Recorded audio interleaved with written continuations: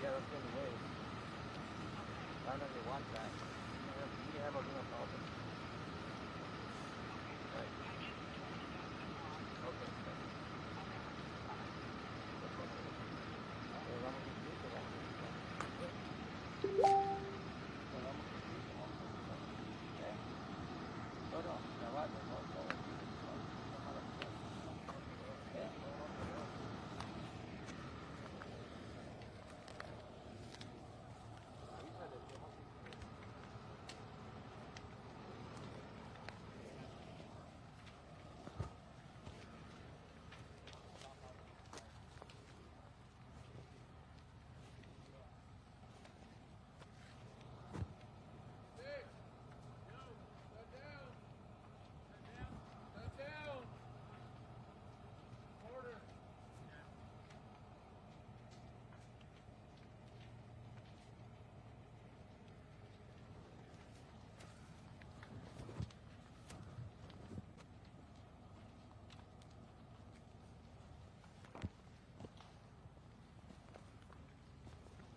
Aló.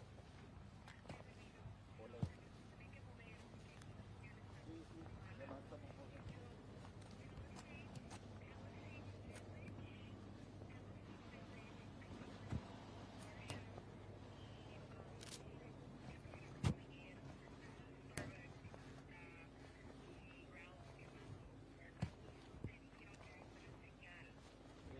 Pero para nosotros no, no sé por qué tiene que ver eso con los lives, porque ya estuvimos por ahí, porque es que me han dado probando, que aquí encontramos por distintas casas que están cerradas. Entonces, pero vamos. No, no, yo sé, pero es que nosotros no. Vamos a ver. Pero vamos a ver, porque ayer cuando vimos.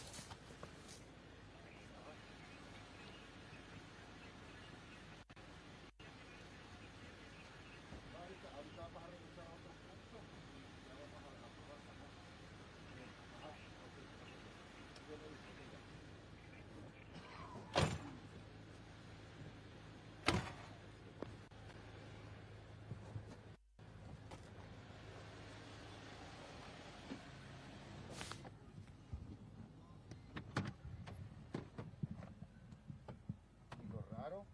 Y lo raro que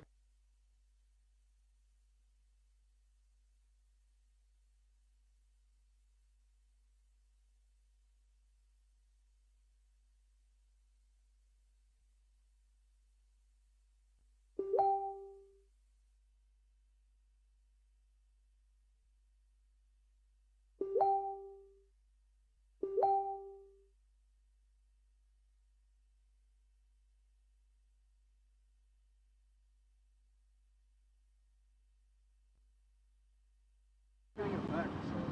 You're bringing it back then? Yeah.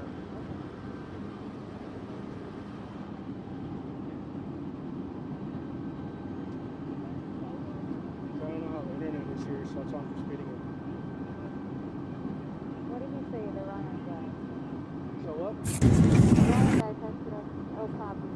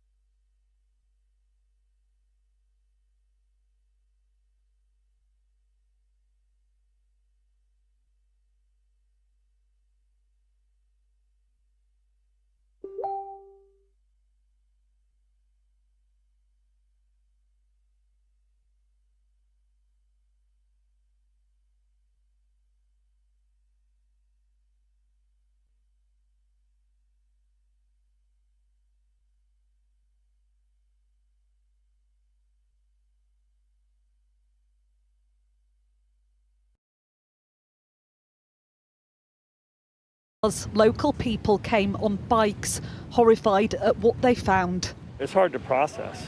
I mean, it's as if I'm looking at a movie, you know. I don't know. It's stunning. How's your home, sir? Oh, it's gone. It's all the way gone. Yeah. There's very few homes that made it. What will be the financial toll of this? This is going to be probably the most expensive natural disaster in the history of the state, maybe the history of the country, because there are like $20-30 million houses that went up, and all of these houses are worth $3-4 million, and some of them $10 million. So all of the hundreds of houses that burned, I mean, you know, do the math. Some of LA's most iconic landscapes are transformed, contorted by fire and covered in ash. This is the Pacific Coast Highway, normally a stunning coastal drive. Oceanfront properties now dust. Clayton watches as his neighbour's home burns down. They just had a baby 4 days ago or something. And they live in that house? Yeah, they did. Anger is growing at the perceived lack of firefighters on the ground, people attempting to protect their own properties. We've had 2 hoses and there hasn't been one single fire truck here the entire night, and which I understand. I guess there's only so many, but not one. I watched the entire Malibu burn down without any water being sprayed on it at all.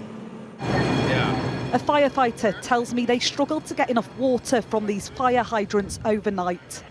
The state's Governor, Gavin Newsom, not addressing those concerns. Governor, firefighters are telling me they didn't have enough water to tackle these blazes.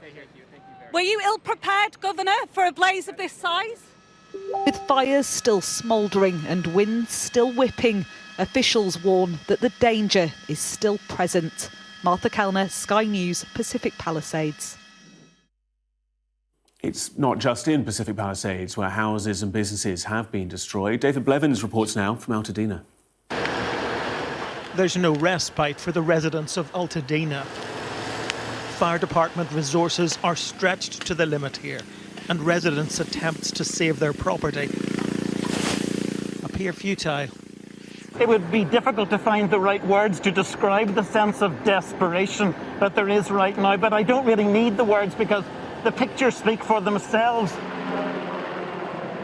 You're watching in real time the challenges that the Los Angeles Fire Department is facing on many fronts. There were desperate efforts being made to retrieve belongings, those who'd waited in hope now conceding to the evacuation order. Well, we have just driven into the evacuation zone here, right on the edge of the Eaton fire, and the scenes are truly apocalyptic. On every street corner there are bright orange flames, and this is a tragic reality for the people who lived on these streets, who drove these cars, who owned businesses here. The charred remains of electricity poles, power cables dangling precariously. Firefighters, already exhausted, face real danger. This is an unpredictable race against time and nature. David Blevins, Sky News in Los Angeles. Well, that was the situation before night fell in Los Angeles. It's now 2:15 local time in Altadena. David sent us this update a little while ago. There are currently 6 major fires raging across somewhere in the region of 30,000 acres. It really is a staggering statistic. And there are fires popping up all the time. Even within the last couple of hours, we're hearing of one at Studio City. The scale of that not quite clear at this time, but the big one, of course, has been in the iconic Hollywood Hills, just the latest exclusive neighbourhood to be engulfed in flames. Really breathtaking pictures coming from there. The Hollywood Bowl and the Walk of Fame within the evacuation zone. Of course, the flames would have to leap the highway in order to reach the landmark Hollywood sign in the mountains, the Santa Monica Mountains. That hasn't happened. There has been and very extensive aerial firefighting operation going on there right throughout the last few hours. The bigger problem, I think, has been the gridlock as people attempt to evacuate. The mayor of Los Angeles, Karen Bass, deployed the LAPD to deal with that issue while firefighters were dealing with the inferno. And they do believe, in the case of the Hollywood Hills, that they are bringing it under control. In the case of the largest fire, we're told that at least 1,000 properties or structures have been destroyed. That's homes and schools and places of worship. But really, when you take into account that we have 6 fires raging right now, we're talking about thousands of homes. And these are $1 million homes. This is an area which is, of course, where the rich and famous come to enjoy their peace and quiet and tranquility. And to many, this is their little piece of heaven. And for the last few hours, in fact, the last 48 hours, it has been their hell on earth. But when you look at the number of properties that are being wiped out and you consider the value of those properties, it's not surprising that people are talking about this being the most costly fire in the history of this state. Many people here can't even get insurance for their property, but when you're talking about those very costly homes, perhaps these people don't need insurance. Perhaps they're able to afford to replace their homes when the time comes. The other big issue, of course, is the fact that there is a political battle now raging, as well as evidenced by the president's decision to cancel his intended trip to Italy and to stay in the White House to oversee the federal response to all of this, because the California governor, Gavin Newsom, a Democrat himself, has come under fierce criticism from the president-elect Donald Trump in terms of the water shortages and reported failure at the hydrants and various other issues. In fact, Donald Trump is laying the blame for what he calls the slow response to this firmly at the governor's door. There is, of course, the challenge of nature whenever you're dealing with elements of this force, and certainly the Santa Ana winds, which are the dry, hot desert winds blowing out towards the Pacific, which really counter the more moist air coming in, have been a problem, and they did ground the firefighting aircraft for a time. We today did see them back in the air, and I think the best way for me to answer your question is to say that when we were on the ground today, we saw firefighters absolutely exhausted. Some of them have been fighting these fires for more than 48 hours now. They appeared to be struggling with equipment that really was in a bit of a mess because they've been on the ground for so long. They were attempting to sort out what they had on the ground in a very quick space of time. But I think they also, as you heard in Martha's report, were very open about the fact that they were having problems in terms of water shortages. And all of that is leading people to suggest that this problem arises from the fact that the Democratic mayor of Los Angeles, Karen Bass, cut the fire department budget by more than $20 million. That was David Blevins a short while ago. Well, there are now major questions being asked of the authorities, with officials being accused of failing to ensure adequate water supplies, as well as being questioned over previous cuts to fire budgets. One of those under pressure is the mayor of Los Angeles, Karen Bass, who was out of the country when the fires broke out. David, though, caught up with her at the airport upon her return. Fire chiefs say that they're really stretched to the limit and running out of water. What have you got to say to that? Have you no response to that? Do you owe citizens an apology for being absent while their homes were burning? Do you regret cutting the fire department budget by millions of dollars, Madam Mayor? Have you nothing to say today? Can you back up, appreciate it. Have you absolutely nothing to say to the citizens today? Elon Musk says that you're utterly incompetent. Are you considering your position? Silence there from the mayor, but not from the president-elect Donald Trump, who's described the fires as a true tragedy and criticised California's Democrat governor for his handling of the situation. So what's happened is a tragedy, and the governor has not done a good job. With that being said, I got along well with him when he was governor. We worked together very well, and we would work together. I guess it looks like we're going to be the one having to rebuild it. But what happened there, I don't think there's anything that I've ever seen quite like it. And the insurance companies are going to have a big problem because you're talking about big, big dollars. You're watching Sky News Today. Still to come, we'll continue to bring you the latest.